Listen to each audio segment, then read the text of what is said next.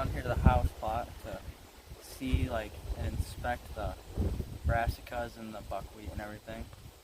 And what we're noticing is that all the turnips and everything is growing down here, and the weeds, the ragweeds and the buckwheat, is kind of overtaking it right now. So what we're gonna actually do is we're gonna go through it and we're gonna crimp it, this whole field. So what it's gonna act like is it's gonna snap on it just like that, and then it's gonna act like the mulch layer over top of the brassicas, right? Right. And then eventually this will decay. So by doing that, you're what? You're killing the ragweed and the buckwheat. So is the ragweed the same as the buckwheat, you think, as far as density? So that's ragweed, right? So that snaps. We'll snap at a couple other spots there. Snaps pretty good. Pretty simple, yeah. And now here we got the buckwheat. You can see the stuff still growing down here. And we're gonna crimp it, and it's gonna snap off and die just like that. Snap it in a couple places there, up through here. You're ready to, oh yeah, breaks, snaps as soon as you. So where it's more open, where there's not as much ragweed and buckwheat, it's growing thicker. The brassicas, right? The brassicas are, yeah. So we're gonna go through and try and open it up without damaging the brassicas, right? Correct. So by doing that, what do you do by putting that down? You're creating a mulch layer, right? So that mulch layer turns into what? That mulch layer will eventually die, decay, and then it turns into worm bedding. Yeah, it's natural, slow release fertilizer. So you into fertilizer, and then eventually it just decays and it settles in. So this is the brassicas. Hopefully, what they'll look like after we bend down everything, and then this will start to decay in here, and it'll just help it grow better. Yeah, just like that there. So there's some buckwheat right there. Why don't you snap that down just to show them what it's going to look like? So it's going to get crimped down.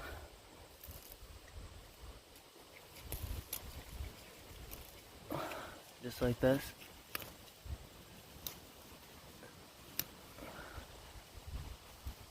And that's just a decaying, natural, slow release fertilizer over top of your brassicas, right? Right.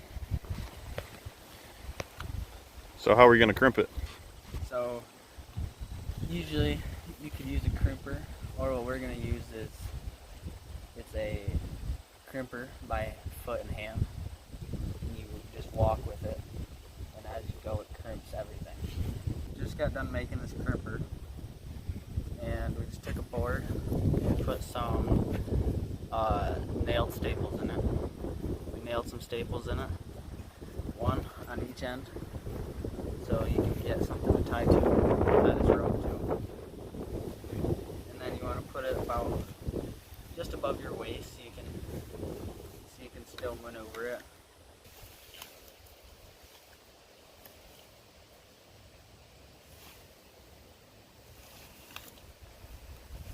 Just keep going a little bit from here. I don't know if I'm getting it.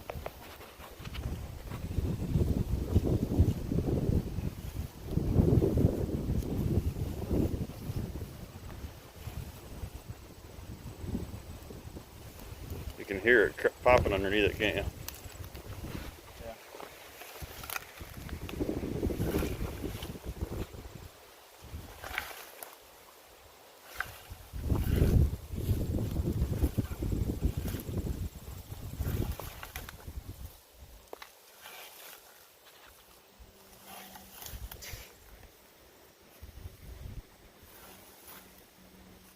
So, like Cy was explaining to you, as you can hear where the buckwheat is stronger, you can actually hear the buckwheat cracking and the ragweed. Now, what we did is to give since it's a first year plot, like I was, said in some of the past videos, is what we do is we planted some rye in here, so the spots where the rye is thicker, obviously it kind of acts as the grass and it just bends over. So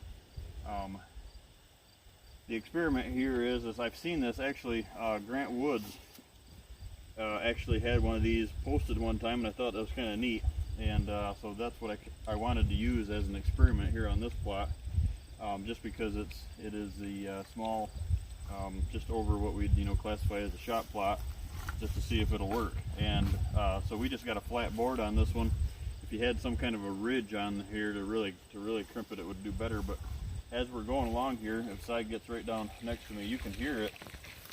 You can hear the buckwheat snapping off, and you're killing it. Obviously, you can hear it.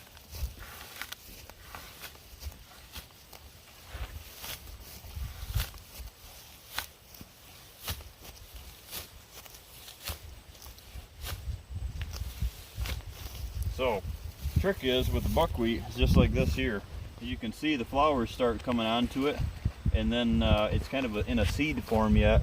And then once that starts flowering, you can see the ones that are a little more flowered out right here are the ones that that snap off better.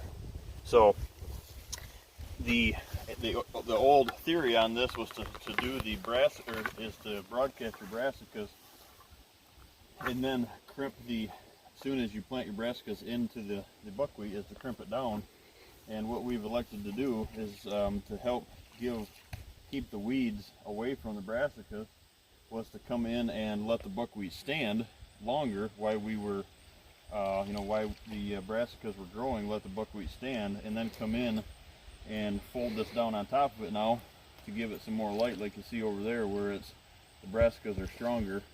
And so now we're going to come lay this down. But if you were to come in with a machine and do it with a crimper, you might kill some of your brassicas that are coming on strong. The whole, as you can see now that we've got it laid down, I don't know if you can show them that behind me.